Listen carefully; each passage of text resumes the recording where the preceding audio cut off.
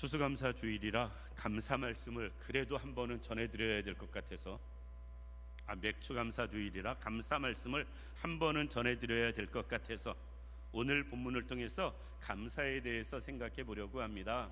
사실 본문 말씀은 우리가 너무 잘 아는 말씀이고요, 오늘은 설교 자체도 본문에 얽매이지 않고 성경적인 개념에서 감사를 생각해 보려고 합니다.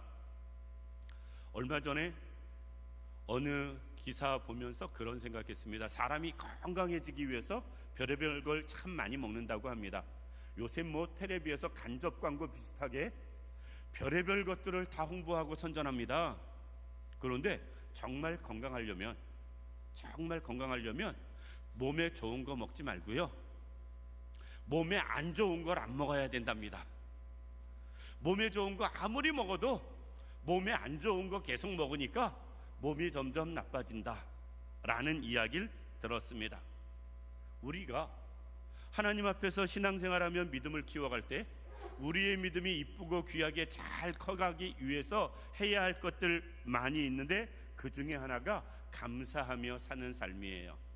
원망 불평하지 않고 하나님 앞에 감사하며 사는 삶, 이것이야말로 우리 모두가 신앙적으로 영적으로 잘 건강하게 자라가는 비결이고 방법이다라는 것입니다. 영국 속담에 이런 말이 있습니다. 감사할 줄 아는 사람에게 베푸는 호의는 높은 이자를 쳐서 빌려주는 것과 같다. 감사하는 것은 반드시 후하게 다시 돌아온다, 많이 보태져서 돌아온다 라는 말입니다. 그리고 뿐만 아니라 감사는 과거에 주어지는 덕행이 아니고 미래를 살찌게 하는 덕행이다. 내가 지금 감사하는 건 과거를 풍요롭게 하는 게 아니라 앞으로의 내 삶을 풍요롭게 하는 것이 되어진다라는 것입니다.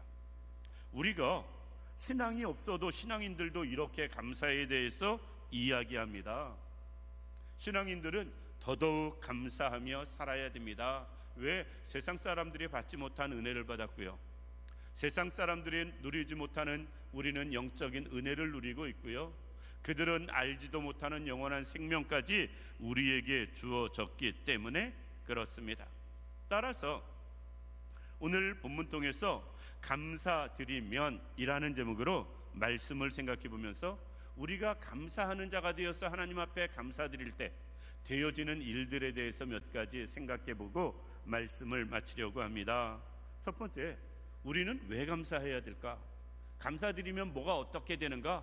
감사하면 하나님이 감동하세요. 우리가 하나님을 감동시킬 수 있는 것은 하나님 앞에 감사하며 살아가는 것 밖에는 없을 것입니다. 우리가 사실 무엇을 해서 하나님이 감동까지 하시겠어요? 우리가 하나님을 감동시킬 정도로 얼마나 대단하고 위대한 일 우리가 할 수 있는 게 뭐가 있겠습니까? 그런데 아무리 어렵고 힘들어도 하나님 앞에 우리가 감사하며 살아간다면 그 감사하는 삶을 통해서 하나님이 영광 받으시고요, 그 감사드리는 삶을 통해서 하나님이 감동하시는 모습을 볼 수가 있다라는 것입니다. 많은 사람들이 하나님을 기쁘시게 해드리는 것이 삶의 목표일 수 있고요, 목적일 수 있습니다. 더 나가서 하나님의 영광을 나타내고 하나님께 감동드리는 삶을 살기 위해서 여러 가지로 애쓰는 것들이 있을 수 있습니다. 그런데 사실 엄밀하게 말해서 우리가 하나님 영광 가리지만 않아도 은혜지, 어떤 면에서는 따라서 지극히 작은 부분이라도 우리가 하나님의 영광을 나타낼 수 있다면 그건 정말 대단한 축복입니다. 우리가 하나님의 영광을 작게 나타내는 그 정도가 아니라 정말 우리가 하나님 앞에 하나님께서 우리를 보시고 감동할 수 있는 그런 삶의 모습은 무엇인가? 하나님 앞에 감사드리며 사는 것입니다. 이 자리에 있는 우리 모든 성도님들, 우리가 감사하며 살아갈 수 있기를 원합니다. 아무리 크게 헌신해도 특별한 헌신을 통해서 하나님이 감동하실 수 있습니다. 정말 특별한 믿음 가지고도 하나님이 감동하실 수 있어요. 그런데 우리가 드리는 감사를 통해서도 하나님은 우리에게 감동하신다라는 것입니다. 감사는 말 그대로 마음으로 드리는 표시예요. 하나님 앞에 먼저 감사함을 갖는 것, 그리고 그 감사함을 드러내는 말과 행동, 이게 감사거든요. 그게 뭐가 그렇게 대단할까? 특별하지도 않은데 라고 생각할 수 있습니다. 그런데 감사는 겸손한 자만이 할 수 있고요, 은혜 받은 사람만 할 수 있는 것입니다. 하나님의 은혜를 모르는 사람은 절대 하나님 앞에 감사하지 못해요. 하나님 앞에서 겸손하지 못한 사람은 다 자기가 있다고 생각하기 때문에 하나님의 은혜를 생각하고 감사하는 일이 없습니다. 따라서 우리는 정말로 하나님 앞에 겸손하게 하나님의 은혜를 경험한 사람으로서 하나님 앞에 감사하며 살아가는 우리들 되기를 원합니다. 감사하면 감사 드리는 자도 행복합니다. 감사하면서 짜증나는 사람 없거든요. 고맙다고 감사하다고 말하면서 화내는 사람 없어요. 감사는 받으시는 하나님만 감동하시는 게 아니라 드리는 우리도 기쁘고 즐거운 것이 감사인 것입니다. 설령 이런저런 여러 가지 일들 가운데 우리가 있다 할지라도 하나님 앞에 감사하며 살아가는 사람은 하나님이 감동하실 뿐 아니라 우리의 삶도 기쁘고 복되게 해 주신다라는 것입니다. 따라서 맥주자라고 상관없이도 우리는 언제나 감사드리며 살 수 있는 우리들 되기를 원합니다. 두 번째, 감사는 뜻하지 않은 은혜를 경험하게 합니다. 전혀 생각하지 못한 축복을 갖다 주는 것, 그게 감사입니다. 우리가 잘 아는 대로 누가복음에 보면 10명의 나병 환자가 나옵니다. 주님의 말씀으로 그 10명의 나병 환자들이 고침을 받았습니다. 제사장에 가서 내 몸을 보이라 라고 말씀하니까 10명이 여의 땅 해가지고 제사장을 향해서 달려갑니다. 제사장을 향해서 달려가다 보니까 자기 스스로 본인들이 느끼는 거예요. 나병 환자는 피부가 짓무르고 이런저런 눈썹이나 그런 털들이 다 빠지고 여러 가지, 그리고 아파도 통증을 느끼지 못하고 이런 증세가 드러나게 있는데 가다 보니까 문드러진 살이 깨끗해지는 거예요. 없던 눈썹이 생기는 겁니다. 그리고 이런저런 자기의 몸에 피부에 감각이 생겨났을 거예요. 그러다가 10명의 나병 환자가 제사장에게 가기 전에 그들은 깨달았습니다. 야, 우리 나았구나, 고침받았구나, 이것을 깨달았습니다. 나머지 9은 주님이 말씀하신 대로 그냥 곧장 제사장에게 갔을 겁니다. 한 명의 나병 환자만 주님 앞에 돌아와요. 사마리아 출신인 나병 환자가 주 앞에 돌아옵니다. 그리고 주 앞에 감사드리는 모습을 볼 수가 있습니다. 주님이 말씀하세요. 나머지 9은 어디 갔냐 라고 말씀하십니다. 나병 환자 입장에서는, 9명 입장에서는 할 말이 있어요. 할 말이 뭐겠어요? 아니, 가라고 그랬잖아요. 시키는 대로 순종했잖아요. 할 말이 있습니다. 그런데 그거보다 주님은 더 원하셨던 것, 감사하는 삶이셨어요. 그래서 이 사마리아 사람 외에는 나음받은 자가 없느냐, 나머지 9은 어디 있느냐, 주님이 탄식하시는 모습을 볼 수가 있습니다. 사실 나병 환자 입장에서 한번 생각해 보시기 바랍니다. 요즘은 뭐 많이 바뀌고 변해서 그렇지만 제가 어렸을 때 인천에 나병 환자 동네가 2군데 있었습니다. 일반 정상인들은요, 죄송하지만 그 근처도 안 갔어요. 산 넘어서 산 안에 마을이 있었습니다. 그런데 그 산 넘어갈 생각을 안 했어요. 인천에 유명한 산이 약산입니다. 그런데 그 약산 넘어가면 나병 환자촌이 있어요. 그래서 약산을 가면 그 입구만 가지 약산도 위에 정상에 안 올라갑니다. 왜? 나병 환자촌이 보이는데도 싫은 거야, 사람들은. 그만큼 그들은 외면받고 소외당하고 사람들에게 천시받는 삶을 살았습니다. 나병 때문에. 그런데 그런 나병을 고쳐주셨으면 얼마나 감격했겠어요. 얼마나 감사했겠습니까? 그럼에도 불구하고 주 앞에 나와서 감사드리는 사람은 하나도 없었다라는 것입니다. 이때 주님은 돌아와서 감사하는 그에게 이야기합니다. 누가복음 17장 19절 말씀 보면 그에게 이르되 일어나 가라 내 믿음이 너를 구원하였느니라. 나병 치료받고 고침받은 것도 정말 할렐루야인데 특별히 한 것도 아무 것도 없습니다. 고쳐주셨으니 그 부분에 대해서 감사한 것밖에 없어요. 와서 감사하다고 말 한마디 하고 넙죽 엎드려서 절 한번 한 것밖에는 없습니다. 그런데 주님은 그에게 구원을 말씀하세요. 와서 감사한 사람만이 이것은 확실하게 주님이 치료해 주셨고 고쳐주셨다는 믿음이 있었던 겁니다. 그 믿음이 있는 사람은 감사하는 거예요. 나머지 9명은 믿음과 상관없이 주님의 말씀의 능력으로 치료만 받은 거예요. 그리고 그들에게는 믿음이 주어지지 않은 것입니다. 말씀의 능력이 임하였음에도. 만약에 그들에게 말씀의 능력이 임한 그대로 믿음이 생겼다면 그들에게도 구원이 임하였을 것입니다. 그런데 그들에겐 구원을 말씀하지 않거든요. 돌아와서 감사하는 자에게만 주님은 구원을 말씀하세요. 감사가 믿음이에요. 믿음 있는 사람만 또 믿는 만큼만 감사할 수 있기 때문에 그렇습니다. 따라서 우리가 신앙생활하면서 감사하며 살아갈 때 뜻하지 않은 은혜, 뜻하지 않은 복을 경험할 수 있다. 오히려 지금 받은 은혜, 그것보다 더 큰 은혜와 축복을 감사함으로 누릴 수 있다라는 것입니다. 우리가 그럴 수 있길 원합니다. 감사하며 살아가는 분들 되길 원합니다. 누구를 위해서가 아니라 죄송하지만 나를 위해서라도. 하나님을 감동시키는 사람은 하나님이 주시는 은혜를 경험할 수밖에 없습니다. 아브라함이 이삭을 제물로 바치려고 할 때 하나님이 감동하세요. 그래서 아브라함에게 말씀하십니다. 내가 내 사랑하는 독자 이삭을 이야기하면서 이렇게 드리는 것, 사실 하나님은 모든 걸 아시는 하나님이시지만 사람이 쉽게 할 수 없는 일이라는 걸 아셨던 거예요. 그 일 자체가. 그래서 하나님께서는 아브라함을 축복하십니다.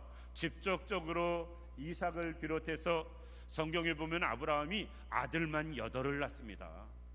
이스마엘, 이삭, 그리고 나중에 재혼해서 6명의 아들을 더 낳거든요.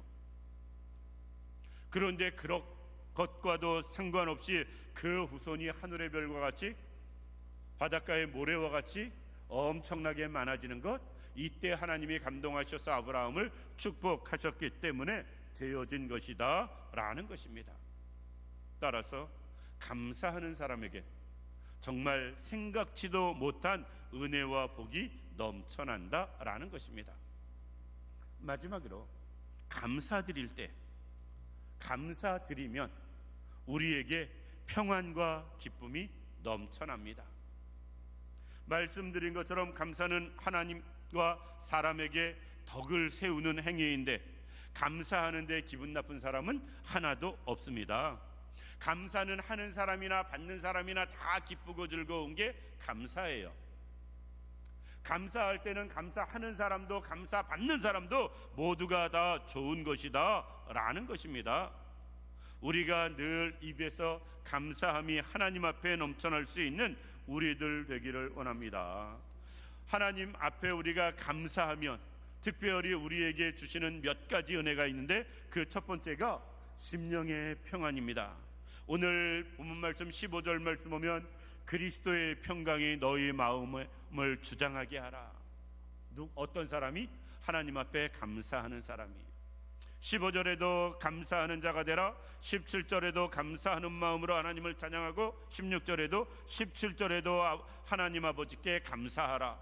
계속 15절, 16절, 17절 마무리는 감사를 이야기하거든요. 그런 사람 마음에 평안이 있다라는 것입니다.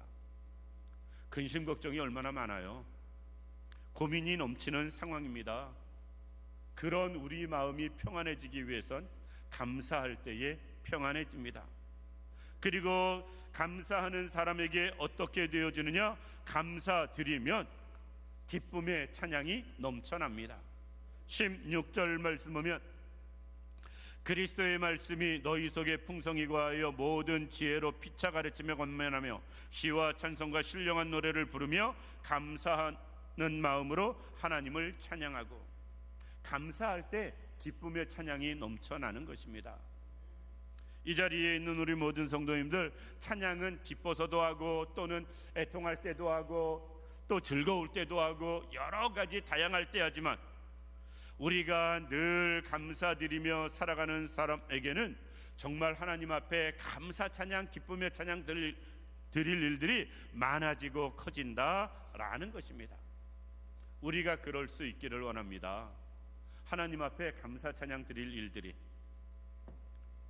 그냥 말로만이 아니라 정말 마음으로 이것도 감사하고 저것도 감사하다라고 고백이 저절로 되어질 수밖에 없는 그런 일들이, 또 입술에서 그 찬양들이 저절로 넘쳐날 수 있는 상황들이 감사함으로 넘쳐날 수 있기를 원합니다. 그리고 우리가 감사할 때에 어떻게 되어지느냐? 하나님의 돕는 은혜를 입게 됩니다. 17절 말씀 보면 또 무엇을 하든지 말에나 일에나 다 주 예수의 이름으로 하고 그를 힘입어 아버지 하나님께 감사하라 라고 말씀하고 있습니다. 우리가 감사할 때 하나님의 힘, 능력을 힘입을 수 있어요. 사실 살면서 가끔가다 드는 생각입니다. 주님의 능력이 한번 제대로 나에게 임해가지고 우리가 살면서 하나님의 능력을 삼손처럼 제대로 발휘하면, 꼭 육신적인 힘이 아니라 할지라도 영적인 여러 가지 능력, 파워가 정말 그렇게 넘쳐날 수만 있다면 이라는 생각을 할 때가 있습니다. 그런데 언제 우리에게 영적인 힘 생기느냐? 감사할 때에 주님의 능력이 우리에게 임하게 된다라는 것입니다. 그런데 우리는 감사하지 않기 때문에 하나님이 주시는 힘을 경험하지 못해요. 감사하지 않기 때문에 우리가 남모르는 기쁨을 누리지 못합니다. 감사가 없기 때문에 마음의 평안도 없는지 모르겠습니다. 따라서 이제부터라도 감사드리면서 평안을 얻고 기쁨을 누리고 주님이 주시는 힘을 덧입을 수 있는 우리들 되기를 원합니다. 말씀을 마칩니다. 감사해가지고 싫은 사람 하나도 없습니다. 싫은 사람 하나도 없어요. 세상 사람도 감사는 아니지만 웃는 얼굴에 침 못 뱉는다라는 말이 있습니다. 사람이 웃으면서 대하면 누구도 다 좋다라는 거예요. 우리가 감사하면 더더욱 더 그렇습니다. 하나님께서도 주변 사람들도. 우리가 감사하는 사람 되어질 때 주변의 사람도 많아지고 하나님도 기뻐하시는 것이지, 늘 원망 불평하고 탓하는 분들이 있습니다. 그러면 속으로 아우 징글징글하다, 내가 이 자리에 온 게 잘못이지, 이 사람 만난 게 죄지 하는 경우 있을 수 있어요. 어쩌면 그렇게 감사하지 못할까 하는 생각이 들 때도 있습니다. 우리는 이제 하나님 앞에 감사하는 분들 꼭 되기를 원합니다. 그로 인하여 하나님을 감동시키고 하나님 앞에 감사드림으로 우리가 생각지도 못한 은혜를 더 경험하고 하나님 앞에 감사드림으로 평안도 기쁨도 새힘도 받아 누리며 살아갈 수 있는 우리들 되기를 주님의 이름으로 축원합니다. 기도드리겠습니다. 고맙고 감사하신 아버지 하나님, 은혜와 사랑을 진심으로 감사드립니다. 하나님, 우리에게 은혜 위에 은혜를 더하여 주시어서 이제는 감사드리며 살아가는 자 되게 하여 주옵소서. 원망과 불평 여기에 얽매여 사는 자가 아니라 항상 어떤 상황에서든 하나님 앞에 감사함을 잊지 않는 저희들 되게 하여 주시어서 하나님을 감동시키고